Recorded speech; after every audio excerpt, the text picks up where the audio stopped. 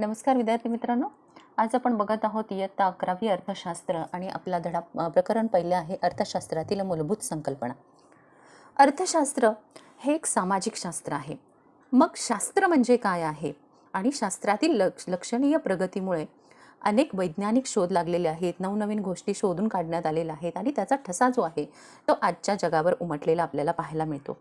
विज्ञान म्हणजे काय आहे तर एखाद्या विषयाची व्यवस्थित आणि तर्कशुद्ध अभ्यास करणं, व्यवस्थित मांडणी करणं, या अभ्यासाला शास्त्र असं म्हटलेलं आहे. किंवा शास्त्र ही एक पद्धतशीर मांडण्याची ज्ञात शाखा आहे.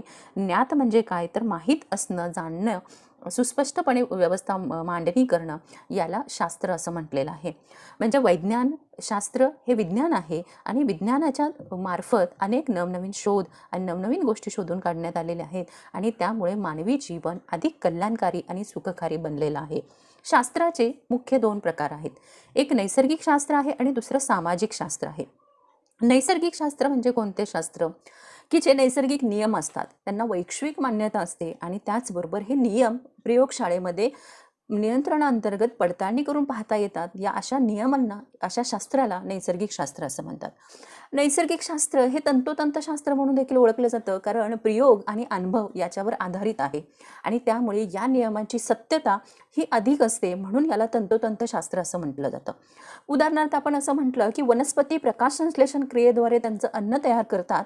या नियमाची पडताळणी करून पाहण्यासाठी हा प्रयोग करून आपण बंदिस्त प्रयोगशाळेमध्ये हा प्रयोग करून पाहू शकतो आणि मग ह्या प्रकारचे नियम जे आहेत हे सगळे नैसर्गिक शास्त्रामध्ये येतात. मग नैसर्गिक शास्त्र कोणते आहेत? उदाहरणार्थ गणित आहे, पदार्थविज्ञान आहे, रसायनशास्त्र आहे, याला नैसर्गिक शास्त्र असं म्हणतात. दुसरा जो शास्त्राचा प्रकार आहे तो सामाजिक शास्त्र आहे. सामाजिक शास्त्र हे अमूर्त शास्त्र म्हणून देखील ओळखलं जातं. या शास्त्रामध्ये, सामाजिक शास्त्रामध्ये मग अर्थशास्त्र असेल, राज्यशास्त्र असेल, मानवशास्त्र असेल, मानसशास्त्र असेल, मानववंशशास्त्र असेल, अशा अनेक साऱ्या शास्त्रांचा समावेश हा सामाजिक शास्त्रामध्ये होत असतो.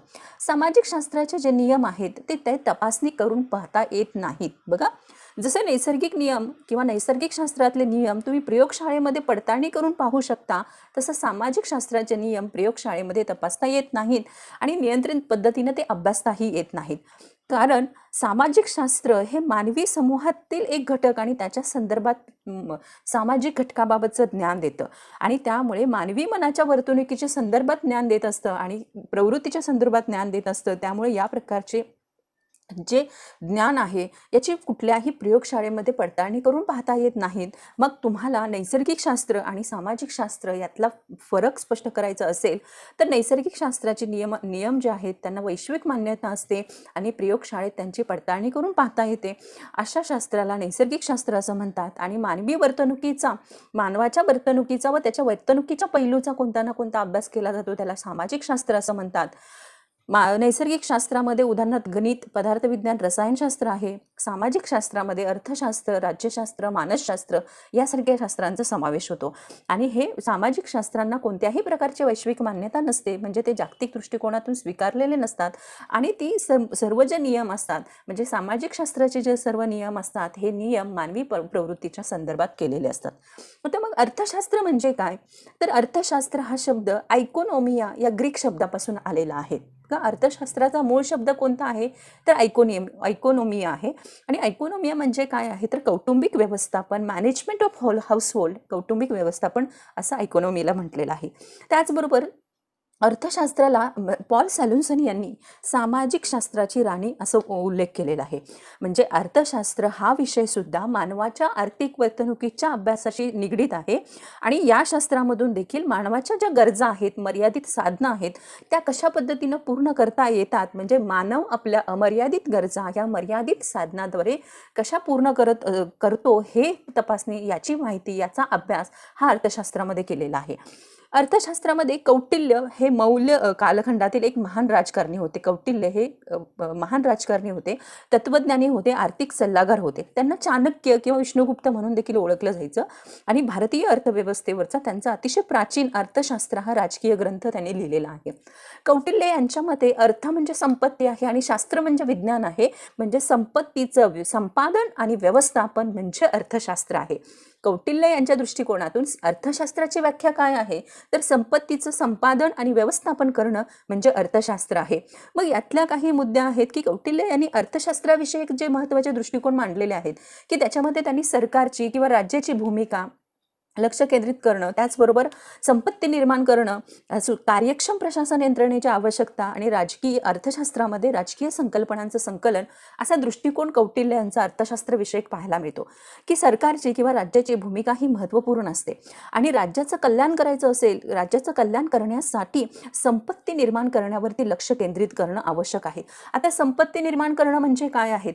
उदाहरणार्थ जेव्हा बघा राज्य सरकार एखादं पाणी साठवण्यासाठी मोठं धरण बांधत असतं, या धरणाच्या पाण्यातून अनेक शेती पाणलोट क्षेत्र शेती ही पाण्याखाली येत असते, पिकांना पाणी मिळत असतं आणि त्यामुळे याच्या मार्फत कल्याण किंवा शेतकऱ्यांचं कल्याण हित साध्य होत असतं. मग अशा प्रकारचे पायाभूत सुविधांमधली संपत्ती निर्माण करणं किंवा संपत्ती निर्माण करून राज्याचं कल्याण कसं साध्य करता येईल यावर लक्ष केंद्रित करणं.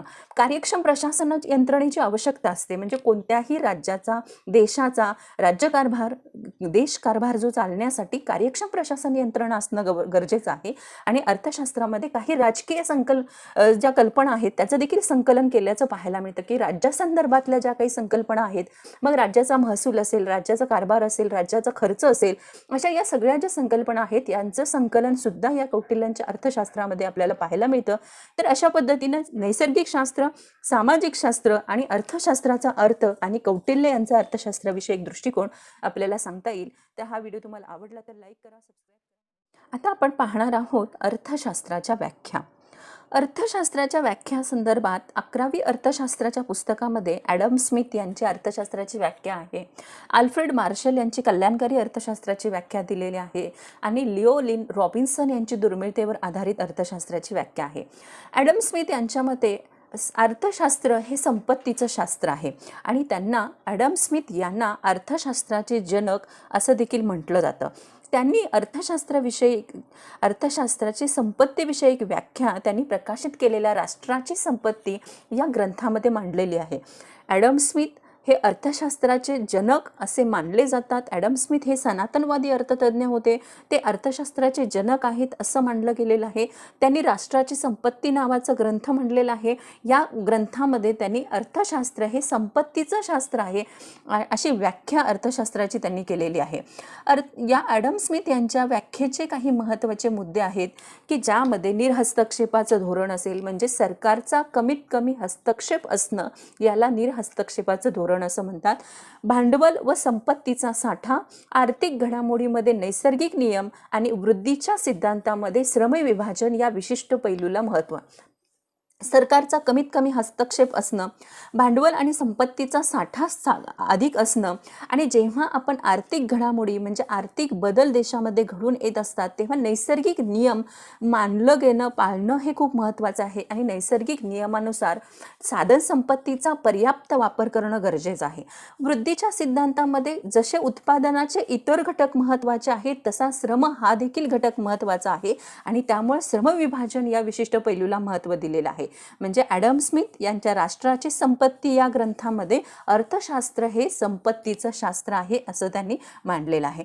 त्याच्यानंतर पुढची व्याख्या जी आहे ती आल्फ्रेड मार्शल यांची व्याख्या आहे. आल्फ्रेड मार्शल हे नवसनातनवादी अर्थतज्ञ होते. त्यांनी अर्थशास्त्राची मूलतत्वे हे पुस्तक 1890 साली प्रकाशित केले.